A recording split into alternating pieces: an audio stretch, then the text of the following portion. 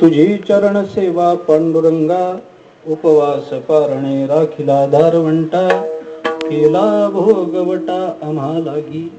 जगद्गुरु संत श्रेष्ठ श्री तुकाराम महाराज यांचा हा एक अत्यंत प्रसिद्ध आणि अत्यंत महत्वाचा असा अभंग आहे. अभंग सर्वांच्या परिचयाचा आहे. मला कल्पना नव्हती, सकाळच्या चिंतनामध्ये हा अभंग होऊन गेलेला आहे याची मला कल्पना नव्हती. याचा सरळ अर्थ मी असा घेतो की 7 दिवस येऊन टाळ घेऊन उभं राहिल्याशिवाय अभंग घेऊ नये, नाहीतर हे पुनरावर्तन झालं नसतं. परंतु दुसऱ्या बाजूने बघायचं झालं तर तुकोबारायांचे शब्द आहेत. आपण वर्षातले 365 दिवस सर्व कीर्तनकारांनी जरी हा एकच अभंग घेतला तरी या अभंगाचं मर्म संपायचं नाही, इतकं त्याच्यामध्ये सामावलेलं आहे याची मला कल्पना आहे. 10 आचार्यांना जरा लौकिकातलं उदाहरण सांगायचं झालं तर 10 आचारी त्या 10 जणांना रवा, तूप, साखर हे एकच जर दिलं तर सगळेच गुलाबजाम करतील असं नाही. काही जण त्याची जिलबी करतील, काही रव्याचे लाडू करतील, काही गुलाबजाम करतील, काही वड्या करतील, काही करंजी करतील, काही आणखीन काही करतील. माझ्यासारखा एखादा आचारी साखर काढून टाकून तिखट मीठ घालून त्याचं उपीटही करील. ज्या त्या आचार्याचा मजदूर आहे, ज्या त्या आचार्याची कला आहे, तसंच अभंगाचं आहे. विठ्ठला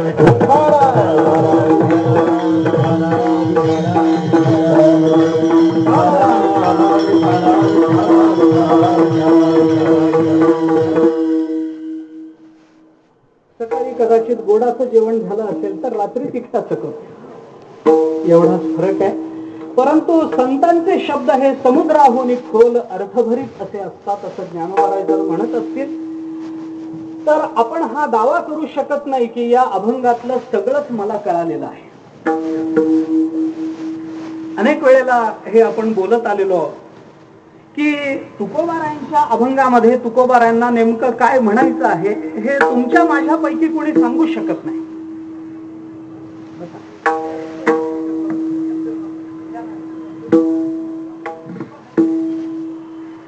ज्ञानोबारायांच्या ओवीमध्ये नेमकं ज्ञानोबारायांना काय म्हणायचं आहे याची कल्पना आपल्याला येऊ शकत नाही.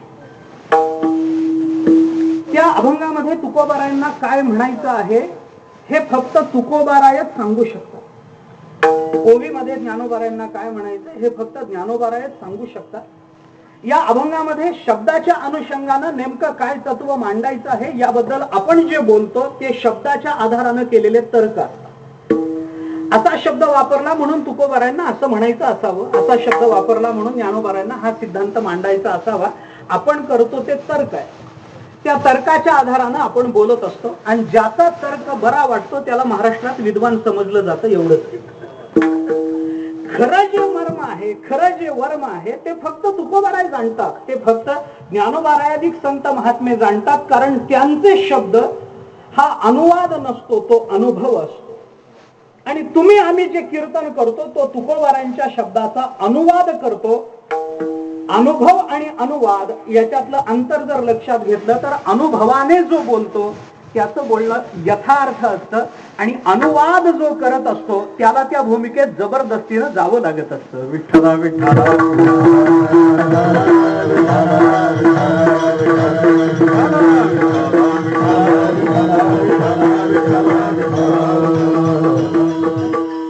प्रस्तुत अभंगामध्ये तुकोबारायांनी भगवंताच्या चरणाजवळ, भगवंताच्या सन्मुख उभं राहून आपल्या कीर्तीचा, आपल्या यशाचा आणि आपल्याला प्राप्त झालेल्या एका पारमार्थिक अनुभवाचा देवासमोर एक इतिहास मांडलेला आहे.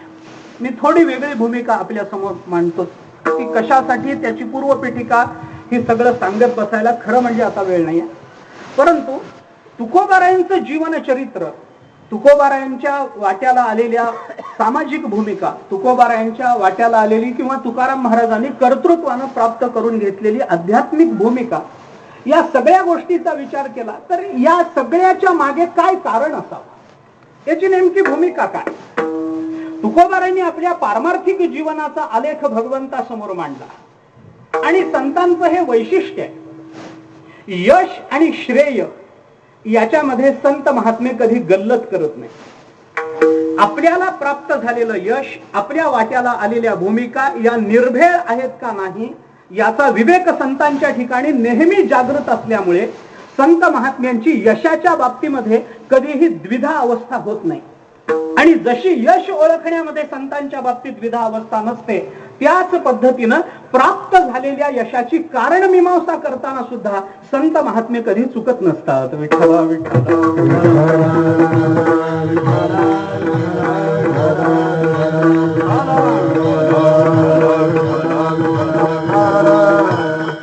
परमार्थामध्ये विशेषतः संसारातलं चिंतन मांडत बसायला वेळ नाही आणि संसारातलं चिंतन जोग महाराजांच्या सप्ताहामध्ये मांडून उपयोग नाही. याच्याकरता म्हणून पारमार्थिक भूमिकेचा जर विचार करायचा झाला तर एक लक्षात घेतलं पाहिजे की आपल्या पारमार्थिक प्रवासामध्ये ज्या काही साधनांचा अवलंब आपण करतो आणि त्या साधनांच्या द्वारा जे साध्य प्राप्त झाल्याचा दावा करत असतो, ती साधनं ही केवळ तेवढीच साधनं आहेत किंवा तेच एक विवक्षित साधन, ज्याला वेदांताच्या परिभाषेमध्ये नियत साधन म्हणता येईल, असं नियत साधन आपल्याला प्राप्त झाल्यामुळे आपण या स्थितीवर गेलो असा दावा परमार्थात तरी करता येत नाही. त्याचं कारण सांग.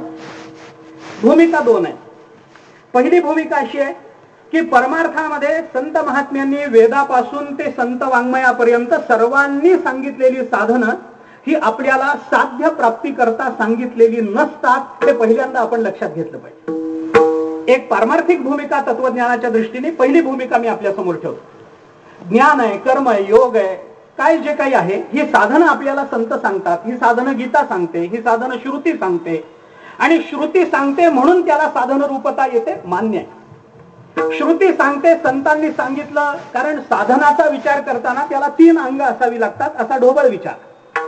सगळाच विचार सांगावा असं नाही, पण ती साधनं नियत असावी लागतात, साध्यापर्यंत जाणारी असावी लागतात. एक साधनाचं म्हणून एक स्वरूप लक्षात घेतलं पाहिजे. ती साधनं ही शास्त्रांनी सांगितलेली आणि संतांनी अनुभवलेली असावी लागतात, तर त्याला साधन रूपता येते 2. आणि ती साधनं ही साध्यापर्यंत गेल्यानंतर स्वतः मागे पडून संपावी लागतात, तर त्याला साधन रूपता येते 3. कोणत्याही साधनेला येणारी साधन रूपता या 3 अंगावर अवलंबून असते. आणि असा जर विचार केला तर संतांनी आपल्याला सांगितलेली साधनं बरी असतील, ती शास्त्रानुकूल असतील, शास्त्रांनी सांगितलेली असतील, संतांनी आचरलेली असतील, प्रश्न त्याचा नाही आहे. परंतु मुद्दा आहे की ती साधनं आम्हाला का सांगितली गेली, ज्ञान आम्हाला का सांगितलं गेलं. आम्हाला परब्रह्म स्वरूपाची प्राप्ती व्हावी म्हणून, आम्हाला मोक्ष मिळावा म्हणून याच्याकरता ज्ञान सांगितलं गेलं. हा एक साधा विचार सांगितला जातो जो खोटा आहे. ऐका, मी जरा विरोधी बोलतोय, न पटणारं आहे याची कल्पना आहे, पण तरी मला पुढे बोलू द्या कृपा करून. लगेच गैरसमज नकोय, थोडं पुढे बोलतो. ज्ञान कशा करता, मोक्ष मिळावा म्हणून नाही. कर्म कशा करता, मोक्ष मिळावा म्हणून नाही. योग कशा करता, समाधी लागावी म्हणून नाही. साधनं ही विशेषतः परमार्थामध्ये, हा शब्द मी सुरुवातीलाच बोललोय, परमार्थामध्ये सांगितलेली साधनं ही साध्य प्राप्ती करता नसतात. मी परमार्थात, वेदांतात हे शब्द जाणीवपूर्वक उच्चार, साध्य प्राप्ती करता नसतात. का? त्याचं सरळ महत्वाचं कारण, वेदांतामध्ये साध्य हे प्राप्त, नित्य प्राप्त आहे, त्याला प्राप्त करून घ्यावं लागेल. वेदांतातलं जे साध्य आहे ते नित्य प्राप्त आहे. ब्रह्म कुणाला प्राप्त नाही मला सांगा. ब्रह्मस्वरूप कोण नाही या जगामध्ये.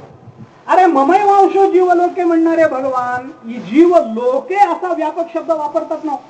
या जगतामध्ये असा कोणता जीव आहे जो ब्रह्मस्वरूप नाही सांगतो. वेदांत तर ब्रह्म सत्यम जगन मिथ्या, जीवो ब्रह्मैव नापरा हे सूत्र आपल्या समोर ठेवतो, आहे की नाही. एक कोट्यावधी श्लोकाचा विचार करून हे सूत्र वेदांतांनी बाहेर काढले.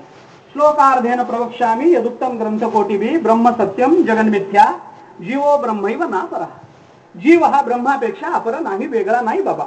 म्हणजे सगळंच ब्रह्म नाही. वेदांत तर त्याच्या पुढे जाऊन मांडतो, अरे जीव सोडून द्या, या जगतातला जड पदार्थ सुद्धा ब्रह्म आणि ती जडाजड व्याप्ती रूप करिता कैवल्यपती 15व्या अध्यायामध्ये ज्ञानोबा बोलतो. कोणता पदार्थ जर भगवान असं बोलत असतील की बीजेची जाहले तरू भंगाराची अलंकारू तैसा मध्ये एकाचा विस्तारू ते हे जग, ही जर भगवंताची भाषा असेल तर एकाचा विस्तार म्हणजे हे जर जग असेल तर जगतातला अणुरेणू सुद्धा भगवत रूप आहे मान्य करावं लागेल, ब्रह्मरूप आहे मान्य करावं लागेल. आणि ब्रह्मस्वरूपाता जर नित्य आहे आणि जीव जर ब्रह्मस्वरूप आहेच आहे तर जीवाला कोणतं साध्य प्राप्त करून घ्यायचं. मी भूमिका पहिल्यांदा वेगळी मांडतोय, आपण लक्षात घ्या. जीवाला ब्रह्मनित्य प्राप्त आहे म्हणून वेदांतामध्ये साध्य प्राप्ती नाही आहे, साध्य नित्य प्राप्त आहे. अप्राप्त वत असेल हा प्रश्न नंतरचा आहे, हे नंतरच आहे, पण तो नित्य प्राप्त आहे. मग साधन कशा करता सांगितलं, साधन कशा करता सांगितलं. साध्य जर नित्य प्राप्त आहे तर साधनांचा एवढा खटाटोप कशा करता. तुकोबाराय बोलतात, सांडी मांडी मागे केल्या बरोबरी अधिकची परी दुःखाची. अरे कोणती साधनं केली तरी ती साधनं तिथपर्यंत पोहोचत नाही. कोणती साधनं आपण करतो, नाना साधनाच्या केल्या खटप,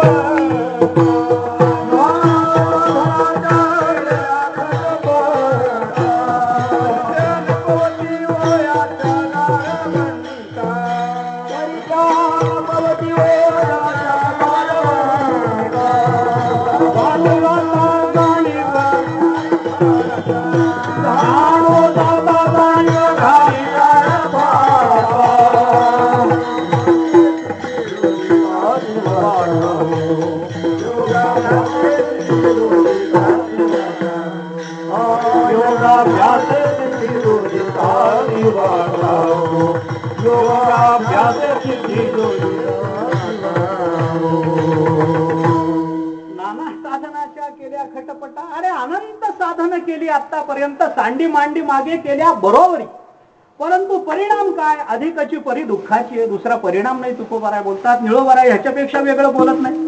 त्याच्या दारवंठ्यापर्यंत पोचत नसतील साधनं तर साधनांचा उपयोग काय पारमार्थिक जीवनामध्ये. हा जर नियम असेल तर ज्ञानादेव तू कैवल्यम लावायचं कुठं.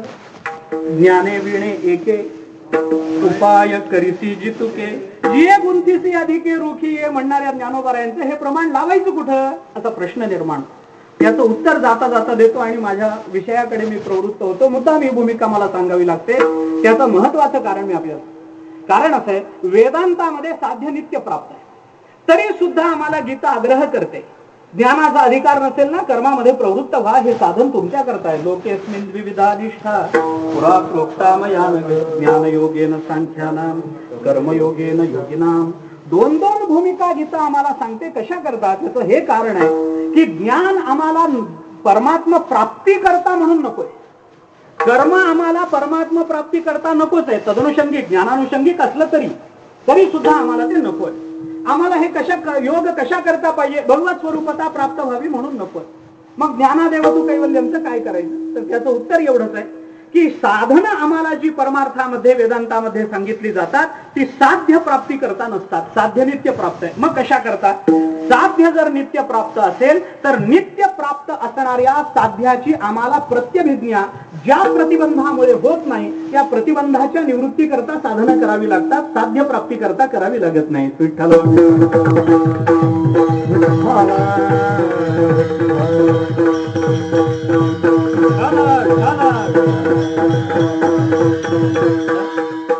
साधना करायची ती साध्य प्राप्ती करता नाही, साधना करायची ती साध्य आहेच आहे ते का कळत नाही त्या प्रतिबंधाच्या निवृत्ती करता. ज्ञान आम्हाला मिळवायचं ते परब्रह्म स्वरूपाच्या प्राप्ती करता नाही, ज्या अज्ञानानं परब्रह्म स्वरूपाची प्राप्ती कळत नाही त्या अज्ञानाच्या निवृत्ती करता. ज्ञान कशा करता, अज्ञानाच्या निवृत्ती करता. मोक्ष नित्य आहे, परमात्मा स्वरूपाची प्राप्ती नित्य आहे, त्याच्याकरता वेगळे प्रयत्न वेगळी साधनं करायचं कारण नाही. कर्म कशा करताय, अरे अंतःकरण शुद्ध नसल्यामुळे ज्ञान आमच्या ठिकाणी त्याच्या अर्थाने स्फुरित होत नाही, आम्हाला त्याचा विचार खऱ्या अर्थाने कळत नाही. याच्याकरता कर्म करा, कर्माने अंतःकरण शुद्ध करून घ्या. अंतःकरण शुद्ध झालं की शुद्ध अंतःकरणामध्ये ज्ञानाचा थेंब जरी पडला तरी तो थेंब आपल्या जीवनाला व्यापून टाकतो. योग वासिष्ठामध्ये चिंतन. वसिष्ठ महामुनीने रामचंद्र प्रभूंना असं सांगितलं, आता उक्तम मया राम यदि शुद्धे हि चेतसी उपदेशो हि प्रसरती तैल बिंदुरिवांबसी. रामा मी तुला काय सांगतो ते ऐक. आता उक्तम मया राम, मी तुला सांगतो ऐक. काय ऐकू, काय सांगतात. यदि शुद्धे हि चेतसी, जर चित्त शुद्ध असेल तर, यदि असा विकल्प घातलाय आधीच, जर चित्त शुद्ध असेल तर काय होईल, उपदेशो हि प्रसरती तैल बिंदुरिवांबसी. तैलबिंदू ही इव अंबसी उपदेशो ही प्रसरती, असं सरळ योग वासिष्ठाचं म्हणणं आहे. म्हणजे पाण्यावर जर तुपाचा थेंब टाकला तर तो जिथं पडला तिथं शिजून राहतो, पण पाण्यावर जर तेलाचा थेंब पडला तर तवंग रूपानं सगळा पृष्ठभाग जसा व्यापून टाकतो, तसं आपल्या जीवनामध्ये तत्वमसी हे फार मोठं महावाक्य नाही, थेंबच आहे. 4च अक्षर आहेत. राम 2च अक्षर आहेत. राम कृष्ण हरी 6च अक्षर आहेत. फार मोठा मंत्र नाही. 13, 15, 20 अक्षरांचे हे मंत्र नाही. राम कृष्ण हरी किती 6 अक्षर म्हणायला किती वेळ लागतो? एक क्षण सुद्धा फार झाला. इतका सोपा, अगदी थेंब आहे खरं जर बघायचं झालं. राम शब्द उच्चारायला किती वेळ लागतो? आता उच्चारत नाही आपण म्हणून कळत नाही वेळ किती लागतो, पण राम शब्द उच्चारायला एक साधारण विचार केला एक क्षण सुद्धा फार लागतो. फार झाला एक क्षण सुद्धा. म्हणजे राम या हे उपदेशाचा थेंबच आहे. तत्वम असी जरी 3 शब्द असले तरी अक्षर 4च आहेत संधीहून तत्वमसी मध्ये. 4 अक्षर म्हणजे काय फार मोठा उपदेश झाला काय? नाही, तेलासारखा आहे. पण शुद्ध जर चित्त असेल तर त्या शुद्ध चित्तामध्ये एवढा थेंब जरी पडला तरी जीवन व्यापून टाकतो. हे शुद्ध अंतःकरणाचं कार्य. याच्याकरता म्हणून अंतःकरण जर शुद्ध नसेल तर काय? रामेश्वर भट्टांना विचारा, तुकोबारायांनी एवढ्याच साठी उपदेश केला. चित्त शुद्ध तरी शत्रु मित्र होते,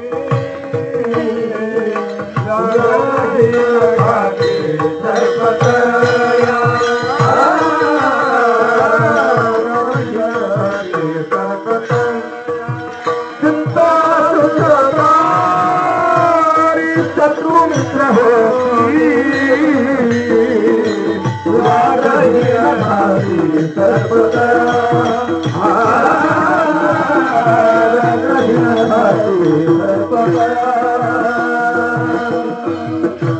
चित्तशुद्ध तरी. गंमत याच्यात आहे, वसिष्ठ महामुनी बोलताना यदी शब्द वापरतात आणि तुकाराम महाराज तरी शब्द वापरतात. यदी पासून सुरू झालं ते तरी पर्यंत संपलं. जर चित्त शुद्ध असेल तर वसिष्ठ महामुनींचं मत आहे, आणि चित्त शुद्ध असेल तरच तुकोबारायांचं म्हणणं आहे. याच्या चित्ताची शुद्धता ही सामान्यता जर बाजूला काढली तर व्याघ्रहीन खाती सर्पतया विषते अमृत आघातते हित हे म्हणण्यामध्ये काही ब्रह्मज्ञान नाही.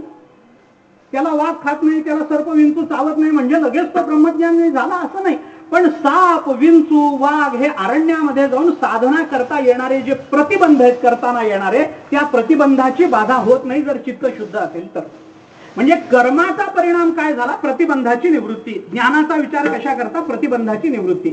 म्हणून साधनांचा विचार सांगत असताना ती साधनं आम्हाला साध्यापर्यंत नेत नसतात, पण ती साधनं ही आम्हाला प्रतिबंधाच्या निवृत्ती करता उपयोगी ठरत असतात. आणि प्रतिबंध एक नसतो, त्यामुळे साधनेचा विचार करत असताना एक जरी अंतरंग अत्यंत अंतरंग साधन म्हणून तत्वमसी किंवा तत्वम पदार्थ शोधनाचा विचार जरी वेदांत सांगत असला तरी बाकीची साधनं अत्यंत बहिरंग असतील अंतरंग असतील, ही सगळी साधनं आपल्याला उपयोगी ठरत नाहीत असं समजू नका.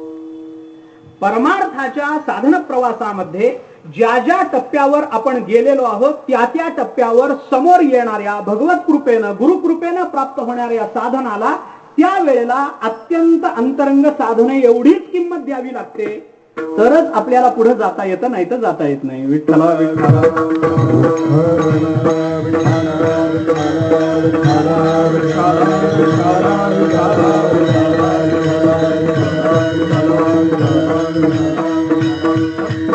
विवेक समोर आला तर विवेकाला त्यावेळेला तत्वम पदार्थ शोधना सारखंच बघावं लागतं. वैराग्य आलं, वैराग्याला तत्वम पदार्थ शोधना सारखंच बघावं लागतं.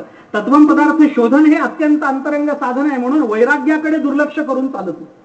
वैराग्याकडे एकदा दुर्लक्ष झालं की आतापर्यंत उभारलेल्या सगळ्या इमारतीचा डोलारा एका क्षणामध्ये जमीनदोस्त होऊ शकतो जर वैराग्याकडे दुर्लक्ष झालं. अशी अनेक उदाहरणं आहेत. आपण कृपा करा आणि विश्वामित्राला जाऊन विचारा.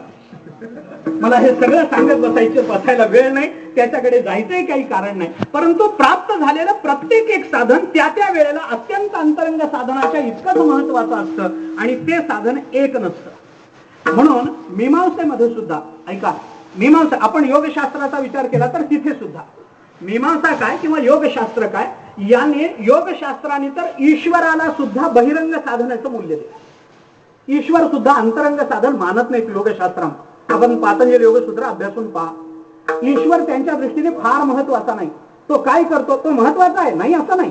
सत्यवाचक हा प्रणव आहे नाही असं नाही. पण ईश्वराचा परिणाम काय, उपयोग काय, ते असं म्हणतात की आम्हाला समाधी लागण्यामध्ये बाहेरून जी मदत व्हावी लागते त्याच्याकरता ईश्वर ती मदत करतो एवढाच आहे. आतून काही उपयोग नाही त्याचा, आतून उपयोग नाही ईश्वराचा. मीमांसेने तरी काय केलं, कर्माचा विचार करत असताना कर्मामध्ये परमात्मा मानला पाहिजे वेदांताचा आग्रह आहे. पूर्वमीमांसेचा फार आग्रह नाही. पूर्वमीमांसा म्हणते ठीक आहे, कशा करता, कर्मच जर सगळं देत असेल, आपल्या जीवनामध्ये प्राप्त होणारी सगळी सुखदुःख रूप जी फलं आहेत ती जर कर्मच देत असेल तर ईश्वराचा संबंध काय, ईश्वर मानायचाच कशा करता. माझ्या जीवनामध्ये कायम सुख मिळावं असं जर मला वाटत असेल तर मी कायम सत्कर्म करावं, पुण्य करावं. माझ्या जीवनामध्ये मी दुष्कर्म करतो म्हणून मला दुःखाचे भोग भोगावे लागतात. म्हणजे कर्माची फलं देणारे, सुखदुःख रूप फलं देणारे हा फक्त कर्म आणि कर्म आहे, दुसरं काही नाही. सुखस्य दुःखस्य नकोपि दाता परो ददाती ती कुबुद्धिरेषा अहं करोमि इति वृथाभिमान स्वकर्म सूत्र ग्रथितो हि लोक पुष्कळ विचार. कर्म सगळं करता, कर्माची फलं चुकवता येत नाहीत. अवश्यमेव भोक्तव्यम कृतम कार्य शुभाशुभम नाभुक्तम क्षीयते कर्म कल्पकोटी शतैरपि सारखी अनेक उदाहरणं आहेत. अवश्यम भावे भावानां प्रतिकारो भवेद यदि तदा दुःखैर्लिप्येर नल राम युधिष्ठिरासारखी मोठी उदाहरणं पंचदशी देत. मी का बोलतो आपल्याला, म्हणजे आपल्या पारमार्थिक जीवन प्रवासामध्ये एखादं साधन स्वीकारलं आणि लगेच आम्हाला सगळं जीवनातलं प्राप्त झालं असं घडत नाही. ज्ञान जरी स्वीकारलं तरी ज्ञान प्राप्त होण्याकरता कर्माची मदत घ्यावीच लागते. आपण त्याच्याकरता विवेक वैराग्याधिक साधनांचं महत्व लक्षात घेऊन त्यांची मदत घ्यावी लागते. कर्माचा विचार केला तरी बाहेरून का होईना. मग मीमांसेने सांगितले ठीक आहे बाबा, वेदांतांनी त्याच्यावर आक्षेप एवढाच घेतला. दर्शन संग्राम वेदांत म्हणतो की कर्म फल देतं हे तुम्ही म्हणता ते कर्म जड आहे आणि जड वस्तू स्वतः फल देत नसते. फल देण्याकरता कुणीतरी चेतन लागतो. मग नाईलाजाने ईश्वर माना भाऊ, कारण ईश्वर चेतन आहे म्हणून ईश्वर माना, तो कर्माची व्यवस्था करतो वगैरे त्याचा विचार मीमांसेने केला. मी बोलतो एवढ्या करता की साधनाचा विचार करत असताना प्रतिबंधाच्या निवृत्तीकरता जर साधनेचा विचार असेल आणि प्रतिबंध जर एक स्वरूपाचा एका स्वभावाचा नसेल तर मग अनेक साधनांचं साह्य आपल्याला घ्यावं लागतं. त्या साधनांचं मूळ कशात आहे याचा विचार तुकोबाराय भगवंतासमोर आपल्या पारमार्थिक वैभवाची कारण मीमांसा देताना अभंगाच्या पहिल्या चरणामध्ये करतात.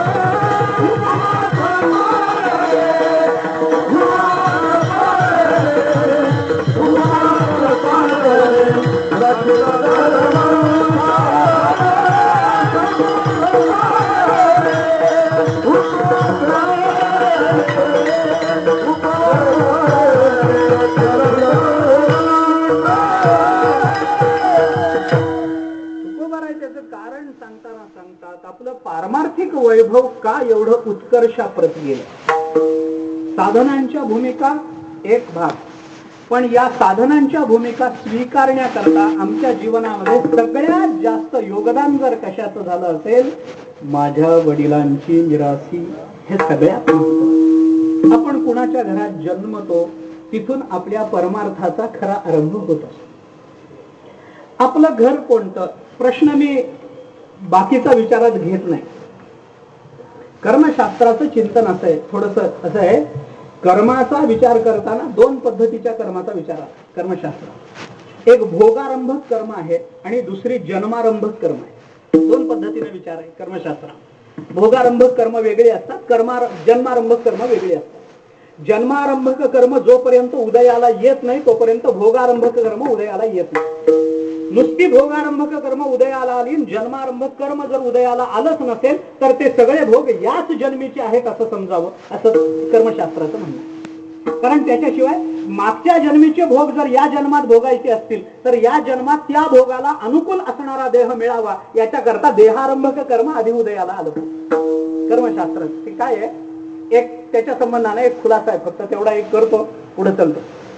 कर्मशास्त्राने असा विचार केलाय की चांगल्या म्हणजे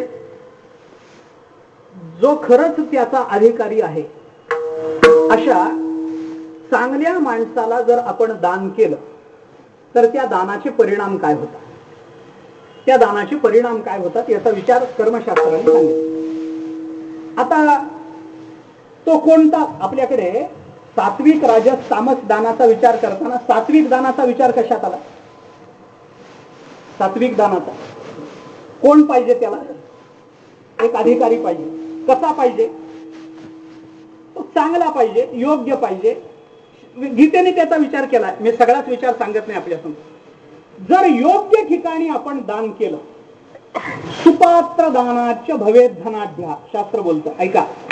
सुपात्री दान जर केलं, सुपात्र दानाच्या भवेत धनाढ्या, धनप्रभावेण करोति पुण्यम, पुण्य प्रभावेण सुरलोक याती, पुनर्धनाढ्या पुनरेव भोगी, असं शास्त्र सांगितलं. उलटही आहे, त्याचं उलटही सांगितलं. कुपात्र दानाच्या भवेत दरिद्रहा, दारिद्र्य दोषेण करोति पापम, पाप प्रभावेण नरलोक याती, पुनर्दरिद्रहा पुनरेव पापी, हेही शास्त्र बोलतं, बोलत नाही असं नाही. पण सुपात्री दान केल्याचा परिणाम असा होतो की आपल्याला पुण्य मिळतं.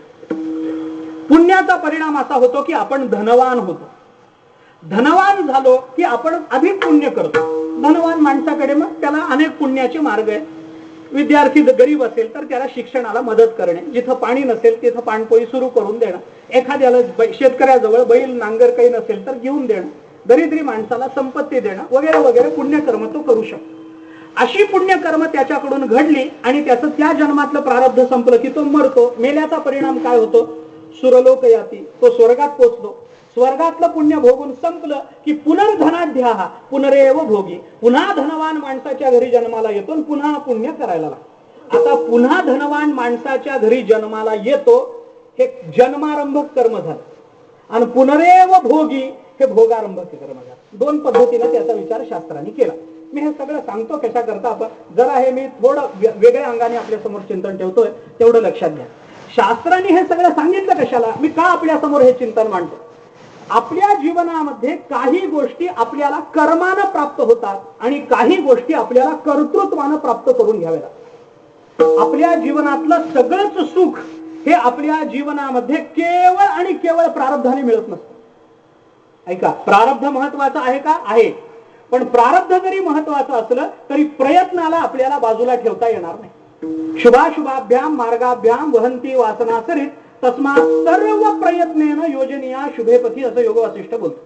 मी मुद्दा एवढ्या करता मांडतो की आपल्या जीवनामध्ये काही गोष्टी कर्तृत्वाच्या आहेत आणि काही गोष्टी प्रारब्धाच्या. तुकोबाराय बोलतात, आमच्या जीवनामध्ये आम्ही परमार्थाच्या इतक्या उच्च शिखरावर गेलो, त्याच्यातला प्रारब्धाचा भाग आहे माझ्या वडिलांची मिरासी, आणि आमच्या कर्तृत्वाचा भाग आहे केला भोगवटा आम्हाला. कर्तृत्व आणि प्रारब्ध या दोन्हीही गोष्टी आपल्या पारमार्थिक जीवनामध्ये किती महत्वाच्या असतात याचा विचार तुकोबारांनी या अभंगामध्ये मांडला आहे. विठ्ठल विठ्ठल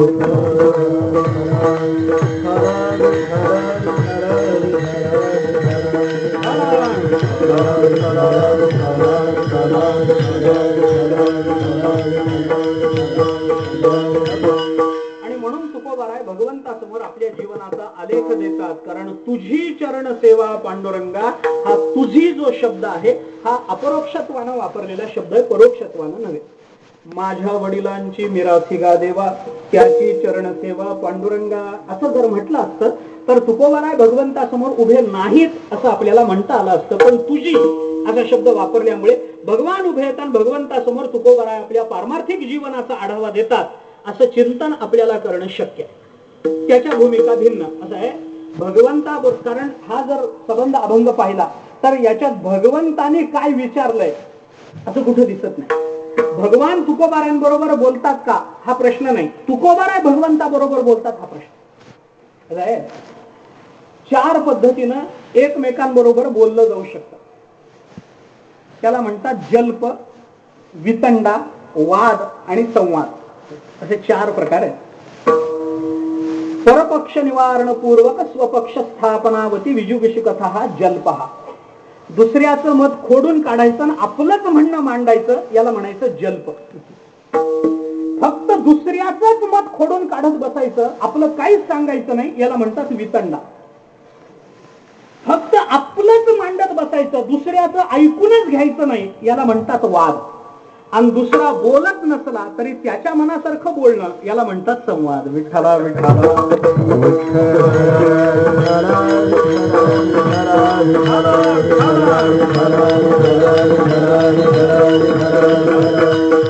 तुकाराम महाराज देवाबरोबर वाद करतात तरी त्याचा संवाद होतो. करू आवडीने वाद, पण तुमच्या सुखाचा संवाद.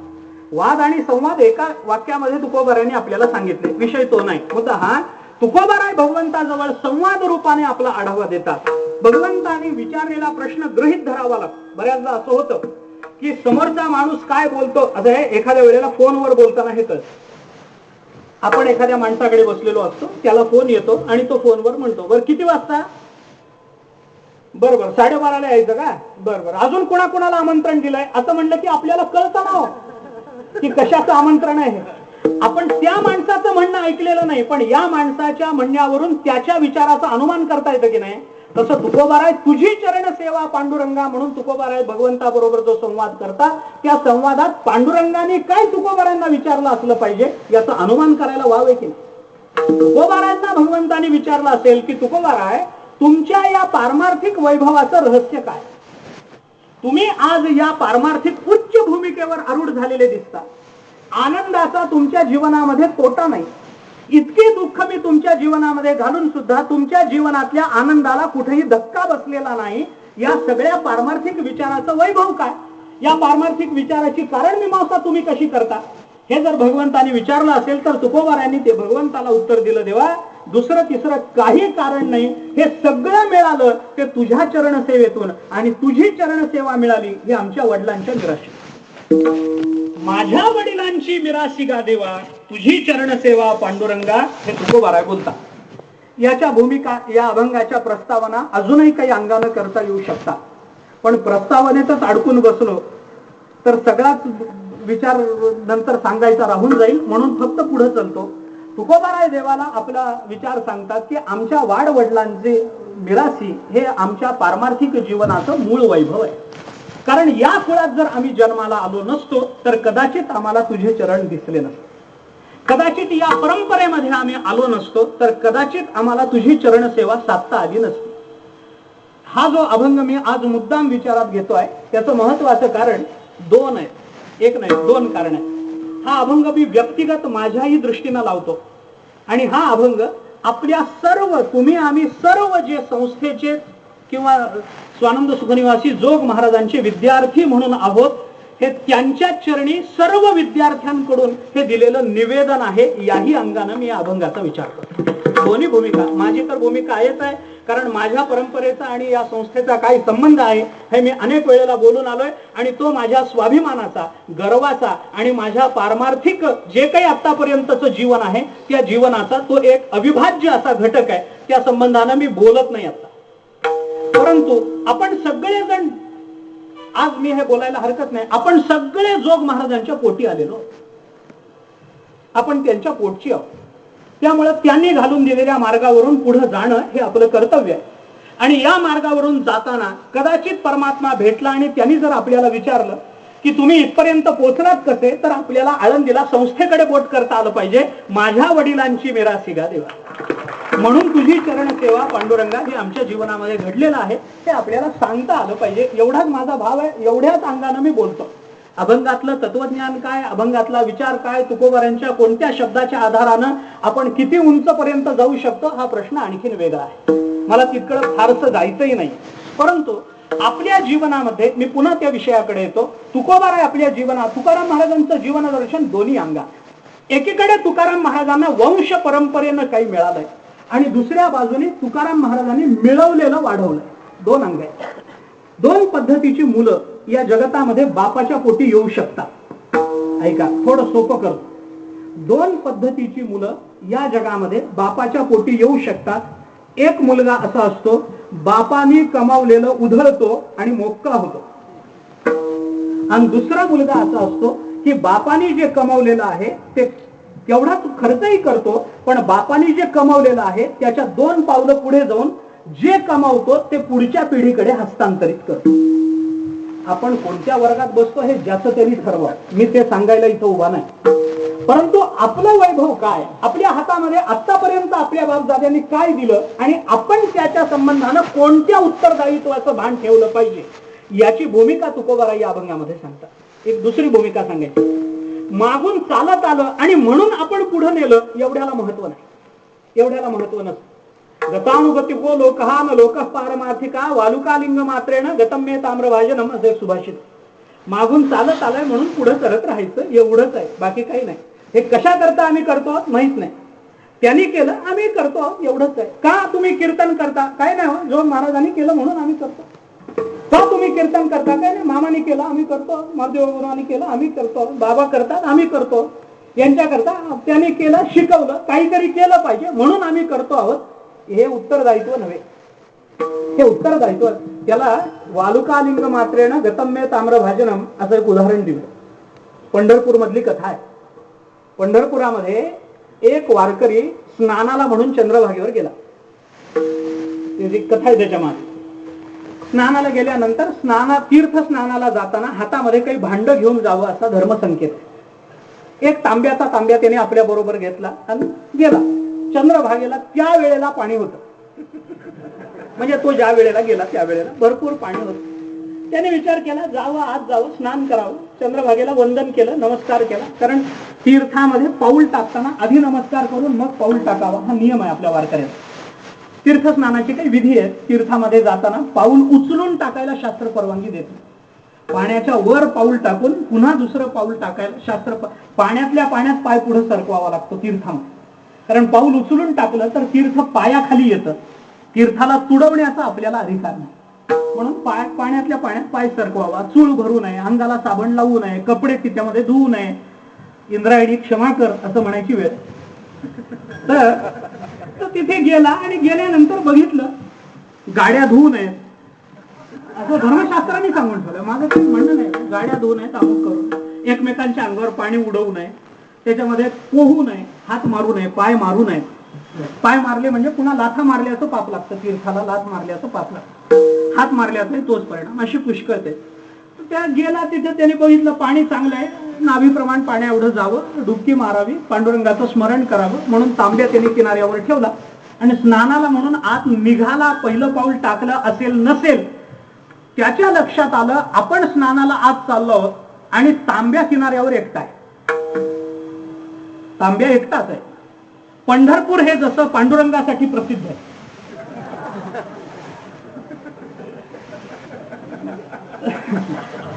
कसं ते पांडुरंगासाठी नाही, ते चोरासाठीच प्रसिद्ध आहे. कारण पांडुरंग हा जगातला पहिल्या क्रमांकाचा चोर आहे. धरीला पंढरीचा तो चोरच आहे. चोरीले चैतन्य चोरीले माझे वगैरे. तस्कराणाम पतये नमः पुरुष तुक्ता.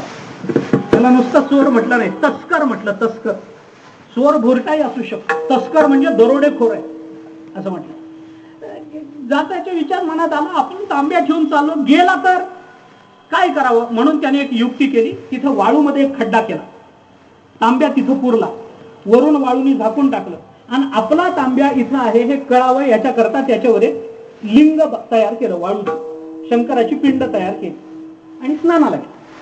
गेल्यानंतर तो स्नानाला गेला आणि 100-200 लोकांची गावातली दिंडी तिथं दिंडी आली. त्याने आपलं ते सगळं का बाजूला ठेवलं, टाळ पखवाज, आता स्नानाला जायचं सगळ्यांना. तेवढ्यात काही लोकांनी बघितलं इथं कुणीतरी शिवपिंड तयार करून ठेवलेली आणि त्या 200 लोकांना असं वाटलं बहुधा पंढरपूरचा नियम असा आहे की ते आधी लिंग तयार केल्याशिवाय स्नानाला जाता येत नाही, म्हणून त्या 200 लोकांनी त्याच्या आसपास सगळीकडे त्या शिवाच्या पिंडी तयार करून ठेवला. याचा तांब्या गेला ना.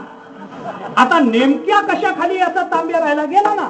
बरं, प्रत्येकाने केलेली पिंड उकरून बघून माझा तांब्या ते बांधणाऱ्यावर उकलू देईल तर त्याला वाटेल की नाही मी एवढ्या श्रद्धेने तयार केलं. त्याचा तांब्या गेला. का गेला? मागच्या 200 लोकांनी जी पिंड तयार केली ती ज्ञानानं केली का अज्ञानानं केली हा प्रश्न.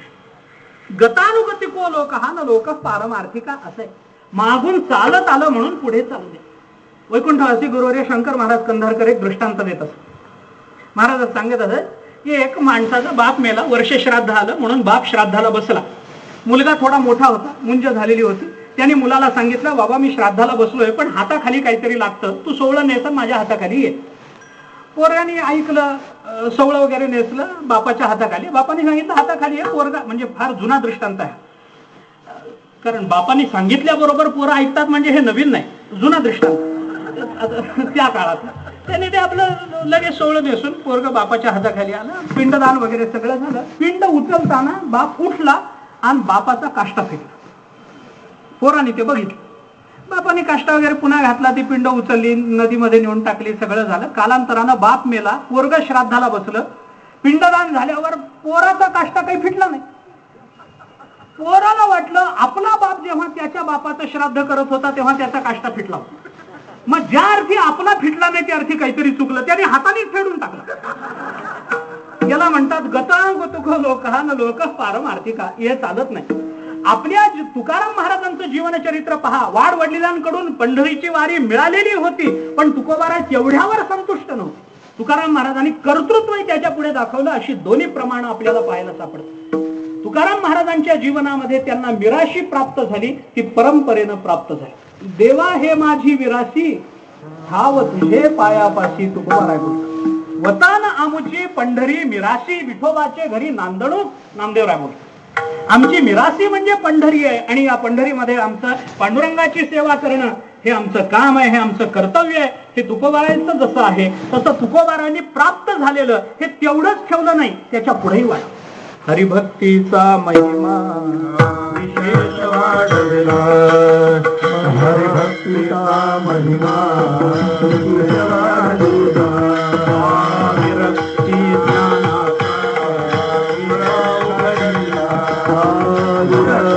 ज्ञानाचा सेवा घडविला. जगदोद्धारासाठी उपाय सुचविला. जगदोद्धारासाठी उपाय सुचविला.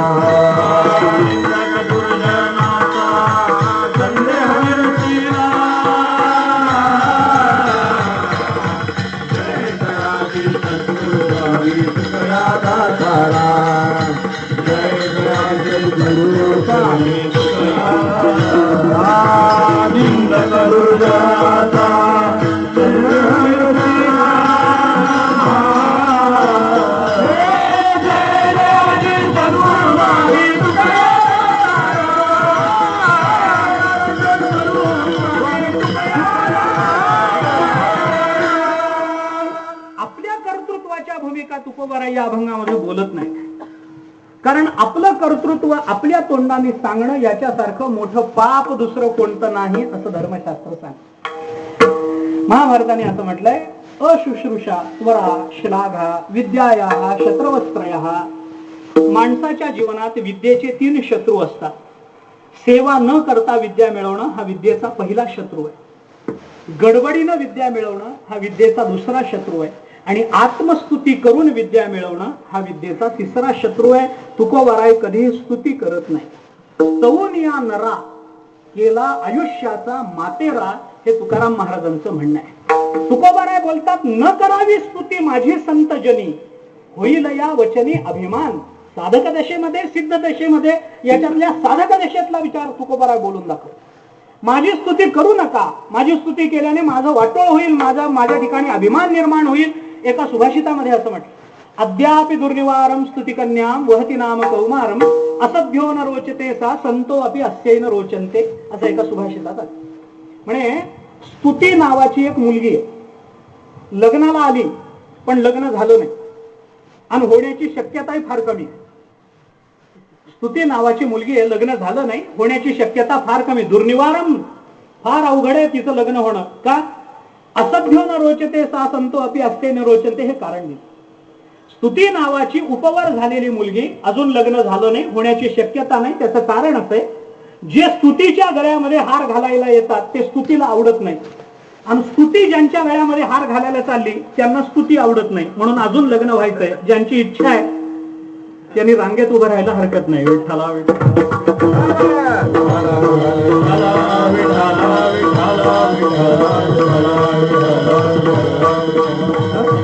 तुकोबारांनी अभंगामध्ये कुठेही आपलं कर्तृत्व सांगितलं नाही, पण आपलं श्रेय सगळं आपल्या पूर्वी झालेल्या सर्व महापुरुषांना देण्याचा तुकोबारांचा स्वभाव ज्ञानोबारांपासून चालत आलेला आपल्याला पाहायला सापडतो. किंबहुना तुमचे केले धर्म कीर्तन हे सिद्धी नेले, येथ माझे जी उरले पायिकपण. आपल्या जीवनामध्ये फक्त पायिकपण स्वीकारायचं आणि केलेलं सगळं वाडवडिलांच्या चरणी समर्पित करायचं, ही ज्ञानोबारांची भूमिका या अभंगामध्ये तुकोबाराय पाळताना दिसतात.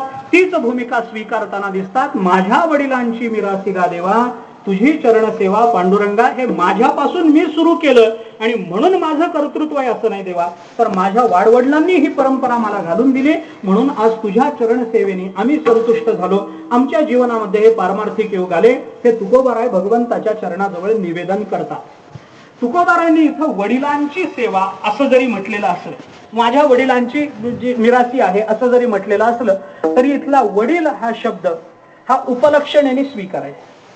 इथला वडील हा शब्द केवळ आपल्याला जन्म देणारा एवढ्याच अर्थानं स्वीकारायचा नाही, तर आपल्या वडिलांपर्यंत, आपल्या मूळ पुरुषापासून किंवा या विचाराची प्रेरणा जिथून निर्माण झाली तिथपासून ते आपल्या वडिलांपर्यंतचे जे जे महापुरुष आपल्या जीवनामध्ये ही स्थिती निर्माण होण्याला कारण ठरले, त्या सर्वांचा समावेश वडील या एका शब्दामध्ये तुकाराम महाराजांनी केलेला आहे. विठ्ठला विठ्ठला